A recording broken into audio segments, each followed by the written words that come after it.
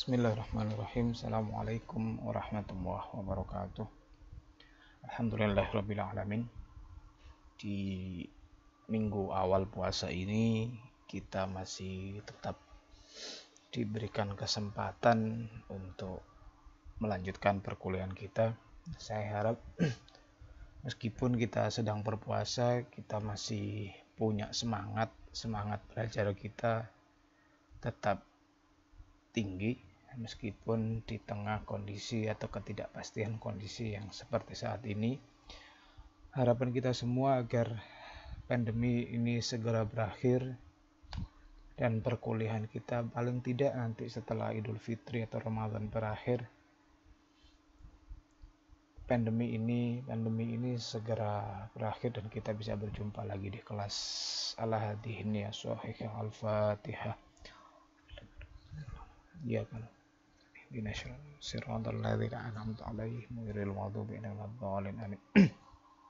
Baiklah, kita lanjutkan perkuliahan kita terkait hal ini. Hari ini materi tentang sejarah regulasi wakaf di Indonesia.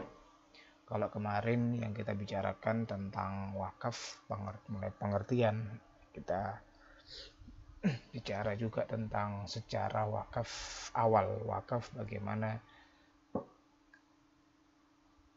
wakaf pra-Islam, bagaimana di masanya Nabi dan siapa yang memulai terlebih dahulu wakaf di Islam, kemarin sudah kita bahas. Hari ini kita bicara tentang regulasinya, sejarah regulasi wakaf di Indonesia. Sejarah peraturan perundang-undangan wakaf di Indonesia, perjalanannya seperti apa sampai saat ini, regulasi yang dipakai seperti apa. Oke.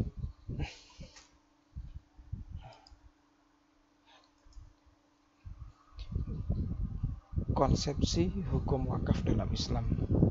Ini dalam pandangan Al-Maududi sebagaimana dikutip oleh Imam Suhadi. Disebutkan bahwa sebenarnya begini, kepemilikan harta dalam Islam itu harus disertai tanggung jawab moral. Maknanya adalah segala sesuatu, harta benda yang dimiliki oleh seseorang atau oleh sebuah lembaga-lembaga tertentu secara moral harus diyakini secara teologis, harus diyakini secara agama bahwa ada sebagian dari harta tersebut menjadi hak bagi pihak lain. Kita sering bicara tentang itu, bahwasanya di antara harta kita, di antara rezeki kita itu, agar kita ketika kita bicara zakat misalnya, agar kemudian harta kita menjadi bersih, maka kita harus berikan hak orang lain itu. Ya, sama kemudian dalam konsepsi pandangan wakaf atau dalam konsepsi pandangan ekonomi dalam Islam pun juga sama. Secara teologis kita yakin, kita percaya bahwasanya ada sebagian dari harta yang kita miliki itu menjadi hak bagi pihak lain, yang berfungsi harta itu untuk kesejahteraan sesama yang secara ekonomi kurang atau tidak mampu, seperti fakir miskin, yatim piatu, anak-anak terlantar, dan seterusnya. Karena kita tahu bahwasanya azas keseimbangan dalam kehidupan atau keselarasan dalam hidup merupakan azas hukum yang universal. Asas inilah yang kemudian memang diambil dari tujuan perwakafan, agar kemudian tidak tercipta si kaya yang kaya banget, si miskin yang memang miskin banget dalam satu kondisi tertentu itu, dalam satu wilayah kecil saja, misalnya lingkup kita kelurahan, misalnya tingkat RT, atau kemudian tingkat di yang kemudian kita masjid misalnya, agar kemudian tidak tercipta seperti itu. Maka penting untuk berbicara tentang bagaimana toh mengkonsep agar distribusi jalur ekonomi itu juga bisa dimiliki oleh orang lain. Maka di antara beberapa jalan untuk memberi atau kemudian menyalurkan atau mempercayai bahwa harta kekayaan kita itu bukan sepenuhnya milik kita, tapi ada hak orang lain, ya ini diantaranya melalui distribusi konsep wakaf dalam Islam. Kenapa kemudian wakaf? Karena setidaknya dengan jalur distribusi ekonomi tadi, distribusi kekayaan itu yang kemudian diberikan kepada orang lain, tapi diberikan ke kelompok lain, diberikan ke organisasi lain, tapi si pemilik awal, wakif, itu masih memiliki nilai-nilai jariah yang terus mengalir kepada dirinya, tidak terputus. Oke, kita kemarin bicara tentang zakat. Kita mengenal juga ada mustahiquz zakah yang diberikan kepada 8 asnaf golongan itu. Tapi kan secara umum ketika kita bicara zakat, ya ada unsur konsumtifnya, meskipun ada juga yang bicara tentang zakat model produktif.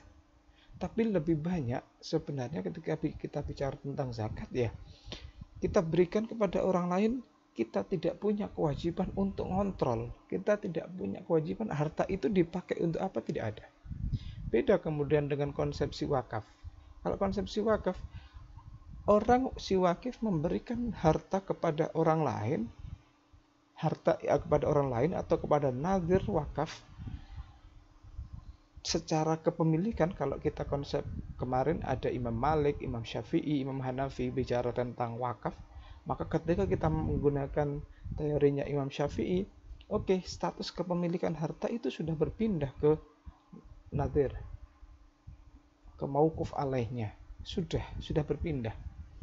Tapi pahala yang kemudian lahir dari adanya objek wakaf atau mauquf bihnya itu masih tetap mengalir kepada wakif awal itu, agar kemudian jalur distribusi di dalam Islam itu bicara tentang jalur ada asas keseimbangan, ya orang yang mampu memberikan itu dan orang yang tidak mampu mendapatkan nilai kemanfaatan dari barang-barang harta yang diwakafkan oleh wakif.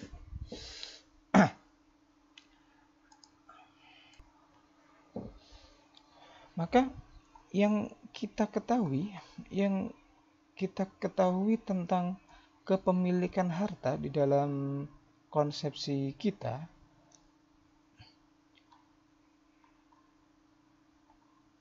harta di dalam Islam, misalnya kita bicara kaitannya dengan dua aspek sebenarnya. Oke, kalau tentang pencarian dan pemanfaatan harta, itu kita bicara ekonomi.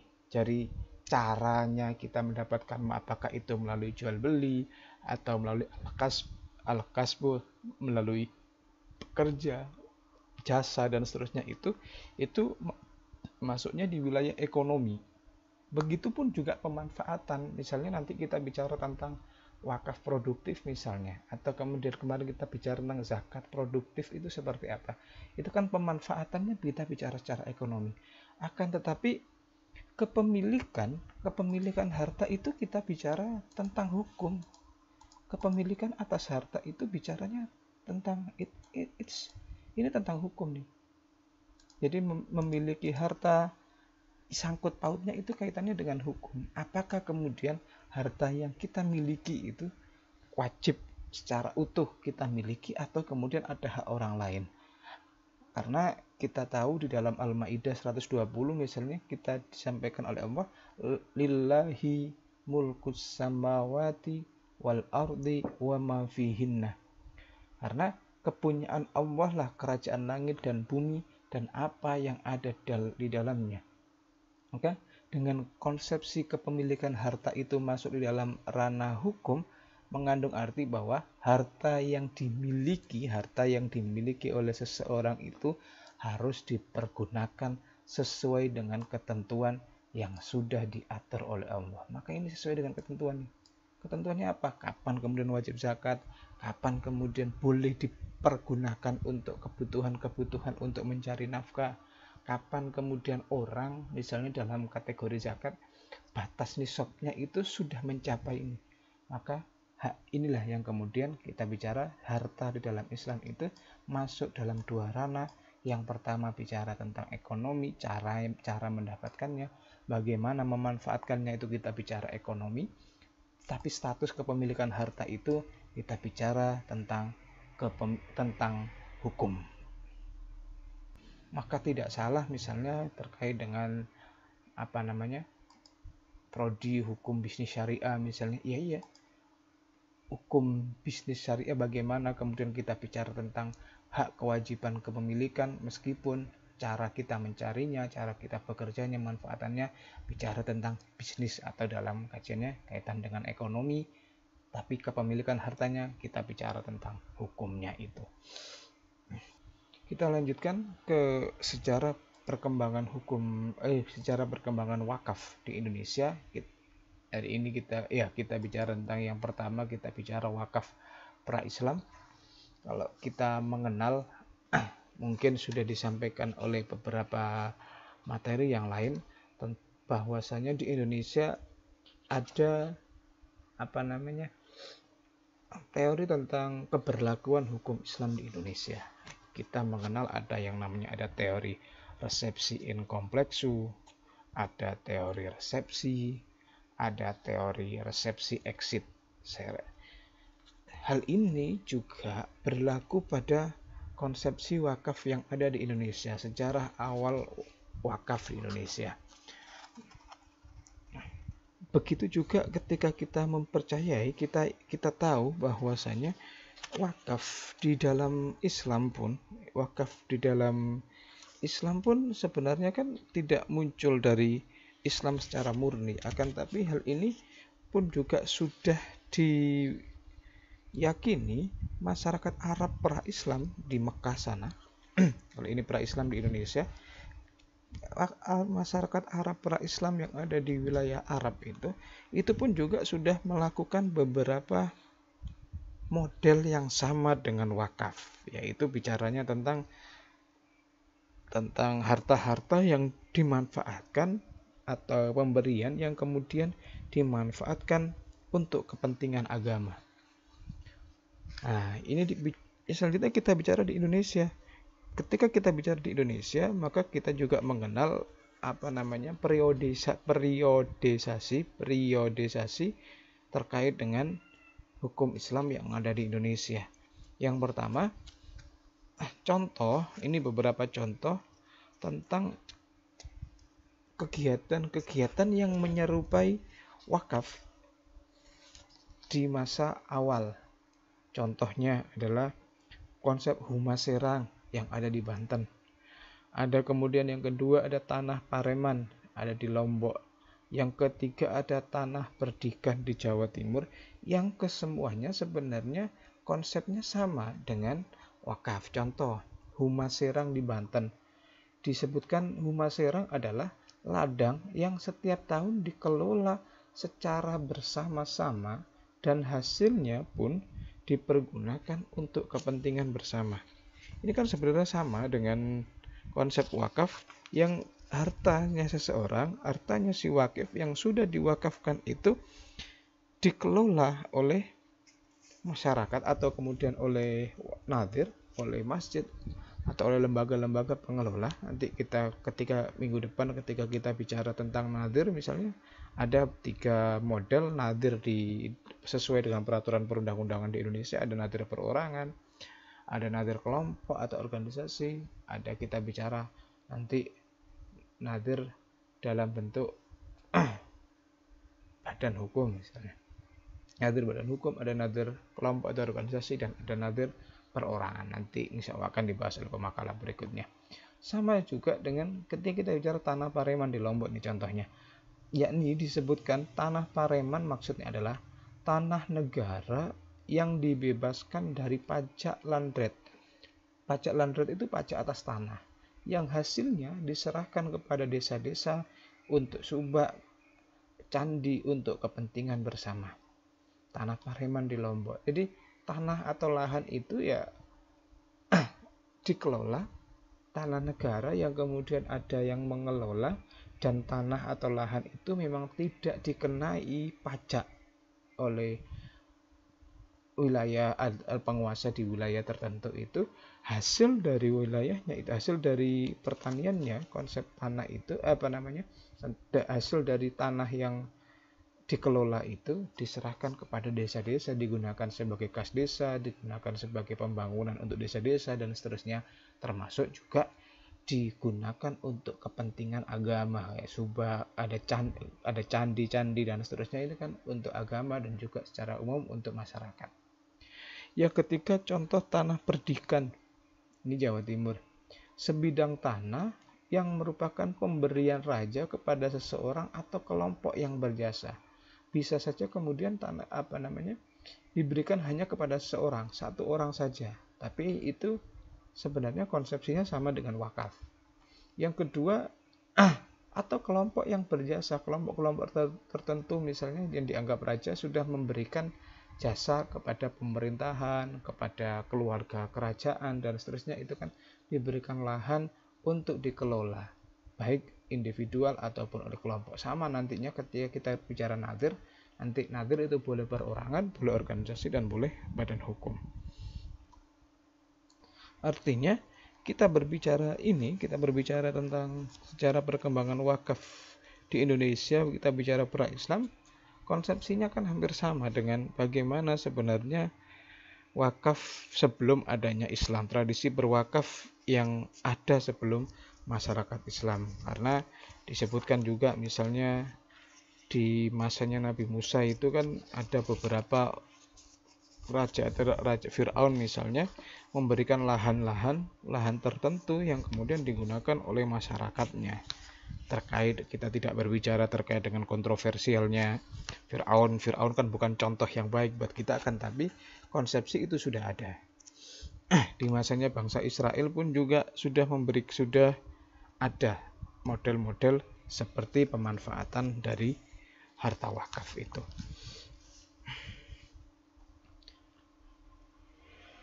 Selanjutnya, tadi wakaf pra-Islam atau sebelum adanya Islam, bagaimana hukum adat di Indonesia itu sudah melakukan beberapa ketentuan-ketentuan yang hampir sama dengan wakaf. Yang kedua, kita bicara tentang bagaimana sebenarnya wakaf pra-kemerdekaan itu, atau wakaf di masa pemerintahan Belanda di Indonesia. Ada beberapa surat edaran, 4 surat edaran Sekretaris Government yang tahunnya ini disebutkan berbeda-beda, mulai 1905, tahun 1931, 24 Desember 1934, dan tahun 1935. Sebenarnya berbicara tentang ini. Kenapa kemudian ini saya tampilkan di sini?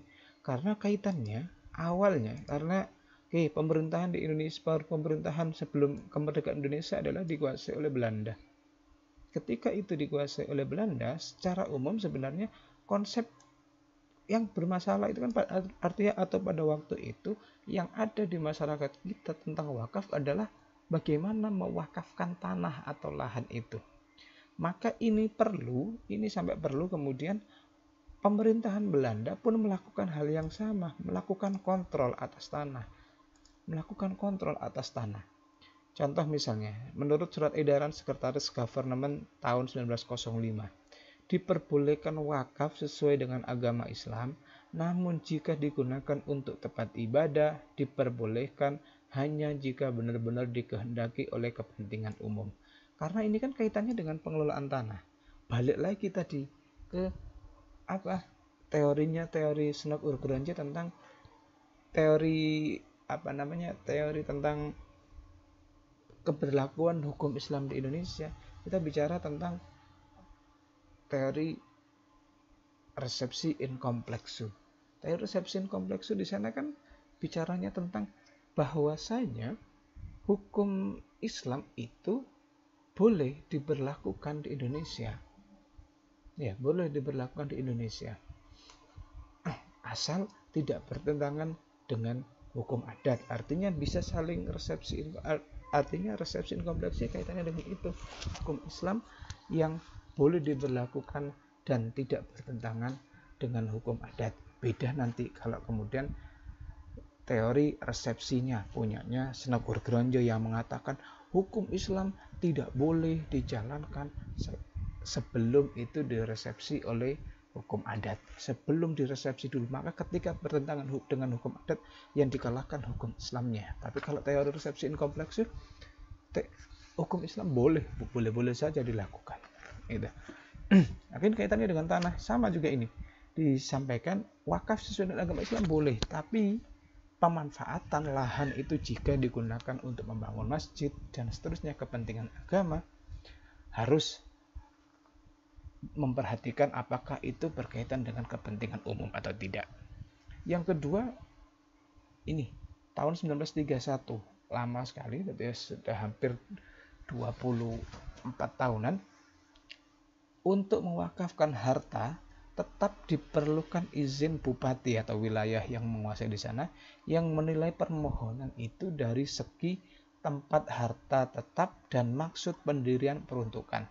Kalau mau berwakaf, harus kemudian karena kaitannya dengan tanah, dengan ketentuan hukum tanah, maka harus seizin bupati terlebih dahulu, agar kemudian bagaimana toh apa yang mau dimaui oleh si wakif itu, tempat harta tetapnya seperti apa dan maksud pendirian atau peruntukan itu. Kalau bupati sudah mengizinkan, maka itu oleh pemerintah Belanda dianggap sudah sah untuk dicatatkan sebagai tanah hasil wakaf, perolehan peruntukannya itu.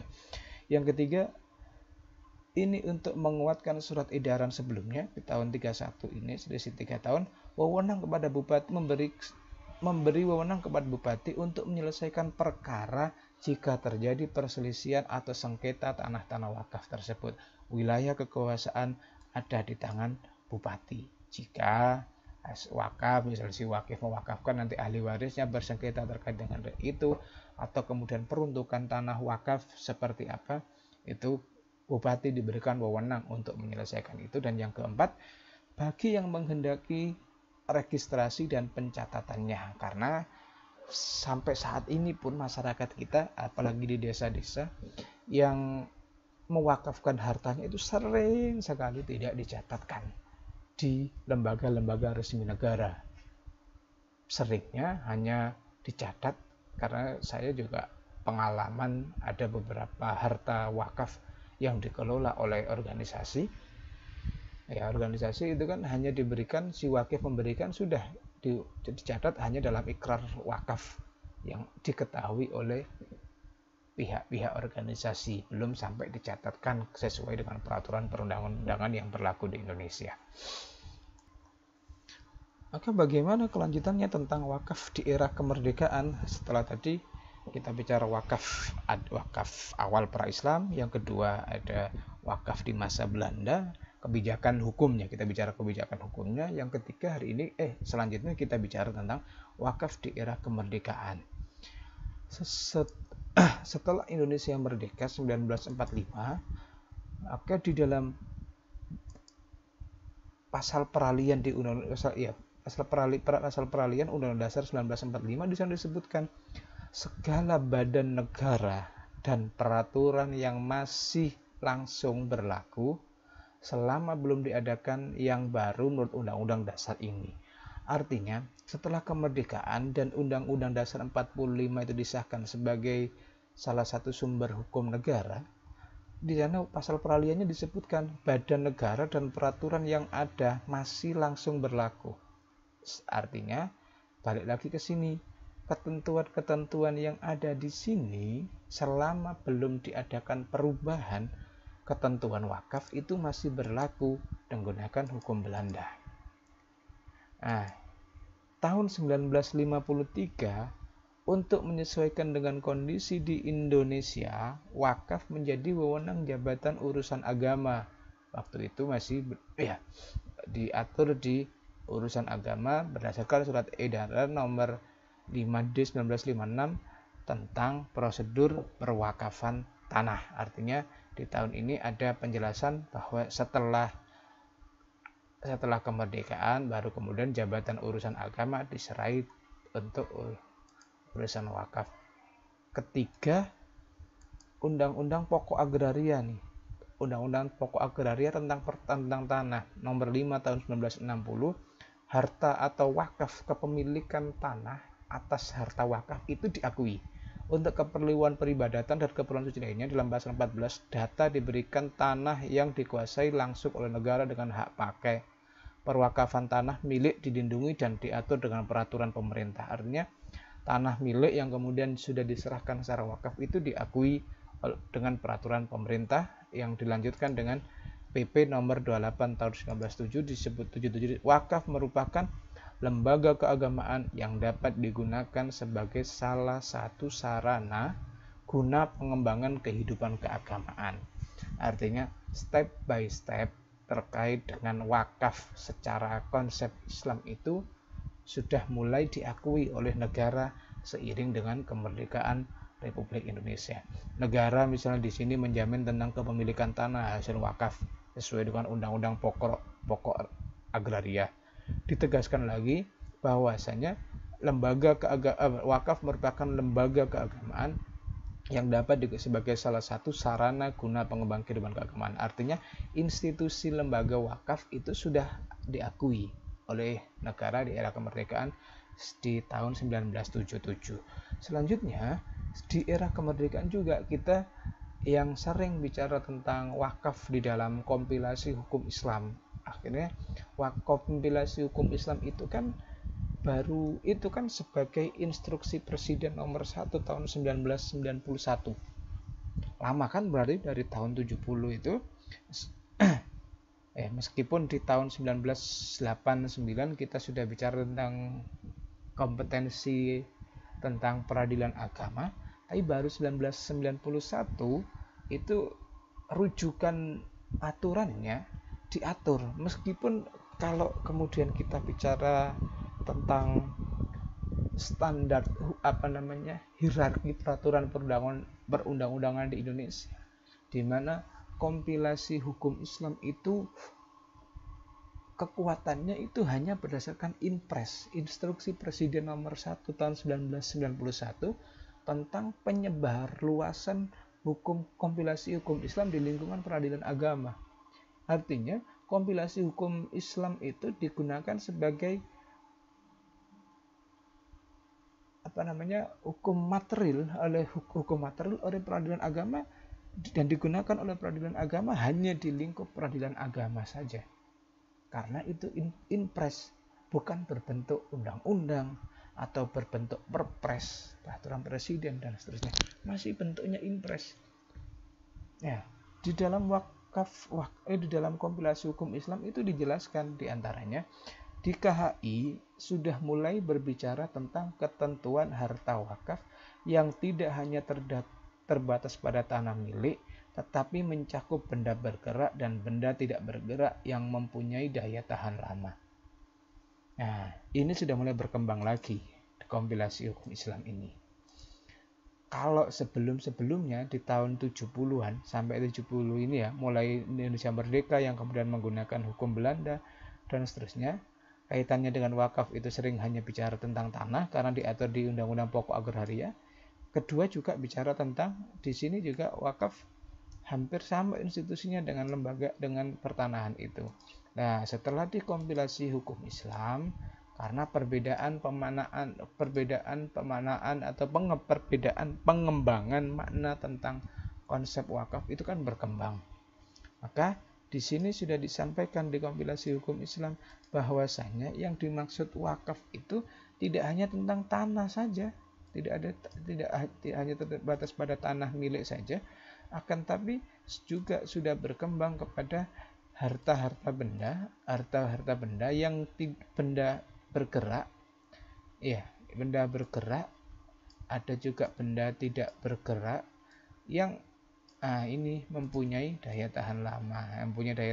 Ini yang kemudian artinya tidak hanya dimanfaatkan sekali, tapi bisa berulang-ulang pemanfaatannya.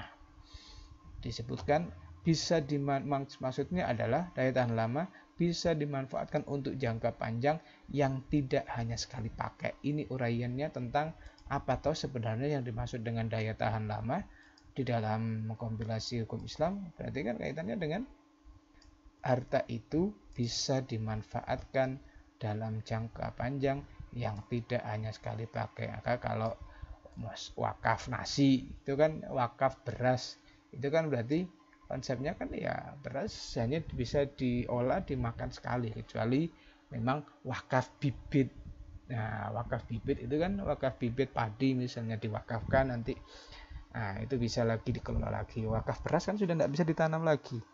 Di antaranya itu ketika kita bicara tentang harta bergerak dan benda tidak bergerak.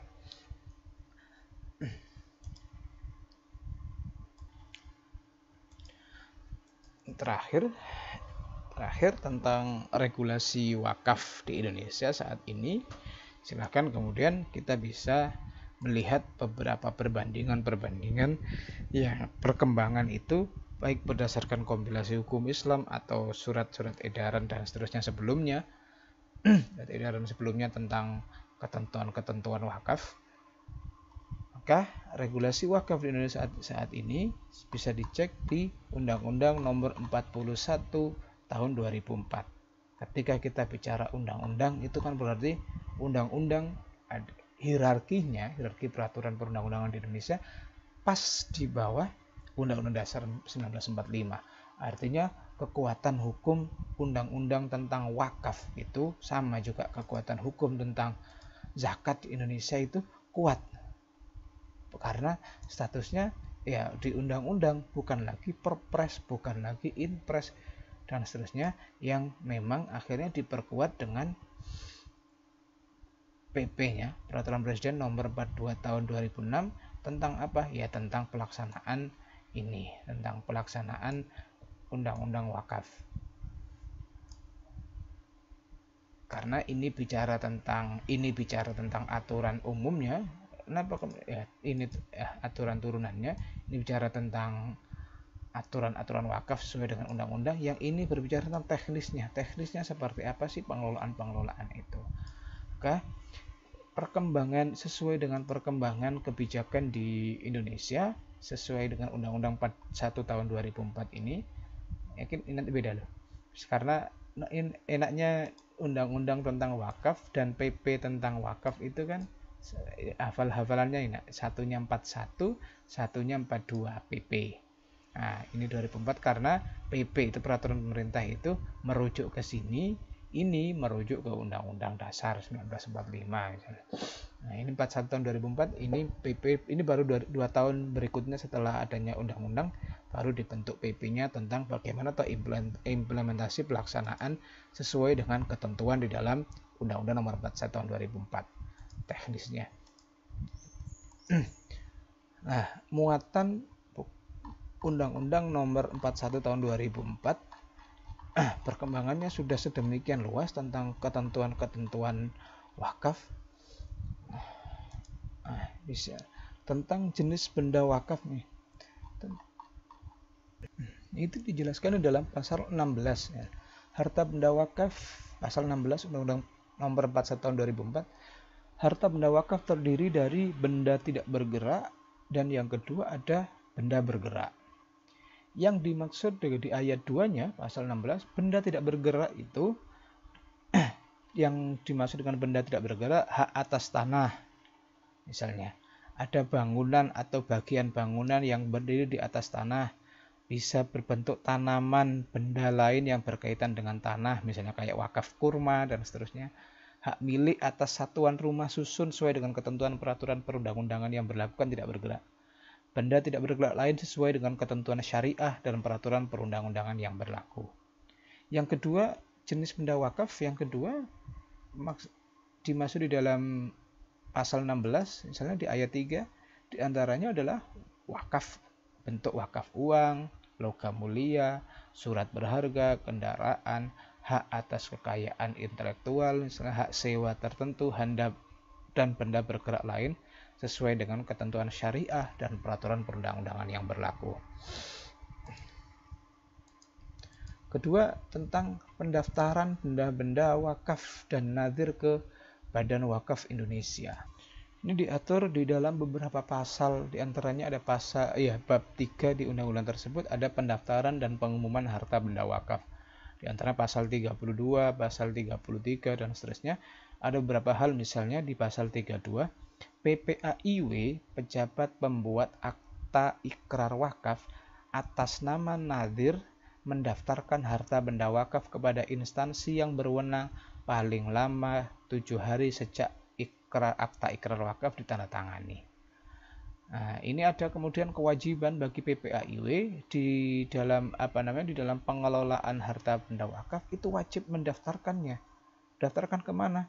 Ke Badan Wakaf Indonesia. Dalam harta benda wakaf ditukar diubah misalnya, nadhir melalui mendaftarkan kembali kepada PPAIW. Menteri dan Badan Wakaf Indonesia mengadministrasi pendaftaran harta benda wakaf. Di pasal 37 dijelaskan bahwasanya daftarnya ke siapa? Atas nama Menteri dan Badan Wakaf Indonesia yang kemudian memang mengadministrasikan pendaftaran harta benda wakaf. Ada kewajiban tentang pendaftaran itu. Yang ketiga, ada pemberdayaan wakaf pada lembaga keuangan syariah atau penerima wakaf uang. Nah, ini ada kemudian ketentuan-ketentuan yang sudah dibahas tentang bagaimana mengelola wakaf uang. Kewajibannya seperti apa? Yang keempat, ini ada sanksi pidana nih. Sebelumnya belum ada sanksi pidana terkait dengan pengelolaan wakaf. Jadi barang siapa yang kemudian menggunakan